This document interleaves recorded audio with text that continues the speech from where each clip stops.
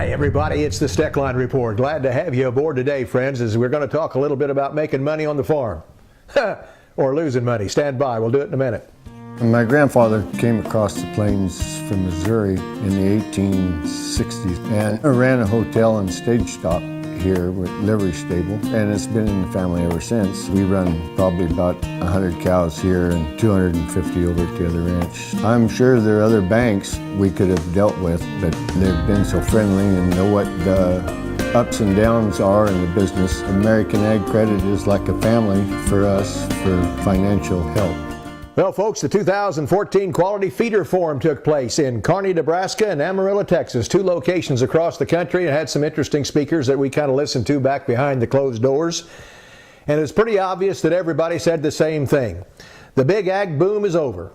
The big bucks in agriculture can't be made for a year or two or three.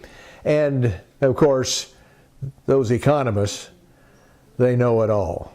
You know, if you laid all the economists from end to end in this country, be the best thing that ever happened. But anyway, I don't mean that. You folks don't get on my case. I'm just telling you that they don't know any more than anybody else does. They do a lot of research, and what they're saying today is absolutely correct. Absolutely correct. But they don't have the slightest idea a year from today what kind of crops we're going to grow, what kind of weather conditions we're going to have. Nothing of that nature. So it's pretty hard to predict 3 to 5 years down the road. But in any event, it's interesting to listen to them. And here's what, well, let's see. We got a guy from the president of Ag Resource Company, Dan Bass.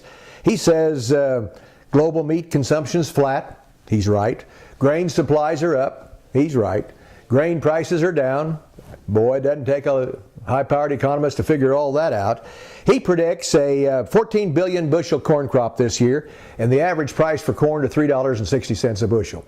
Now, I got to tell you, that's a pretty strong price. There's some people that are saying a lot less than that. I think the naysayers at $2.50 a bushel are just as wet as anybody. I would go along with Mr. Bass on this one. I think somewhere around 3.5 might be it. In the meantime, feeder cattle, everybody will want some this year, he said, and boy, he's right about that. He says it's going to take 5 to 7 years for herd rebuilding. I don't think it's going to take that long.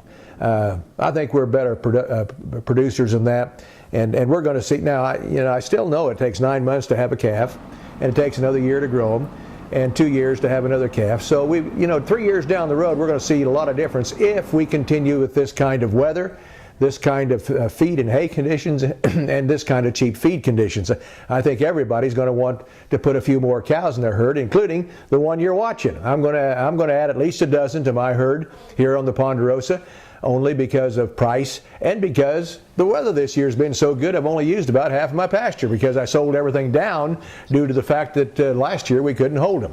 In any event, feeder cattle should remain strong, but he does think that the price of cattle, fat cattle, will probably stay steady, maybe even weaken up a little bit because of the price at the grocery store. And I kind of agree with that. In fact, I would have agreed with him a year ago or 6 months ago. I didn't think we'd get this high because of pullback in the grocery store. Now, Scott Brown from the University of Missouri also spoke. He brought up something interesting. He says, rebuilding the herd, we cattlemen should watch the quality much more than the quantity.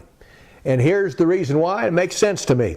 He says chicken and pork is big competition to select beef, not necessarily so much to choice and prime. Very good. Very good. Hadn't heard that statement. Common sense tell you that. That's probably right. So we better get some better cattle, better feed them a little bit longer, a little bit better, and get them into that choice grade. I think that's going to be important in the future. In the meantime, folks, USDA says our net farm income this year will fall to $113.2 billion. That's a 14% drop. Tell you more about that later. That's not a surprise either. Don't take an economist to figure that out with the lower grain prices.